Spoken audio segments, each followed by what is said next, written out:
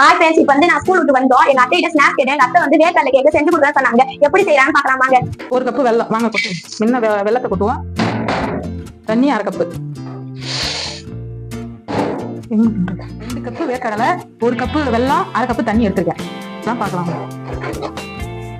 சொல்லுங்க. இப்ப வெல்லம் நல்லா கரைக்கும். கரைஞ்சி நல்லா பாவம் வந்த பிறகு ரெடி ஆயிடுச்சு. வாங்க போ. இப்போ வாங்க பார்க்கலாம். பாகு ரெடி. இப்ப பாகு ரெடி ஆயிடுச்சு. வேர்க்கடலையை கொட்டிக்கின்றோம்.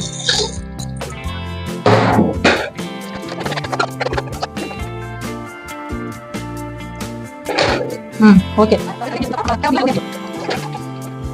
எடுத்து ஒரு 5 நிமிஷம் ஆறணும்.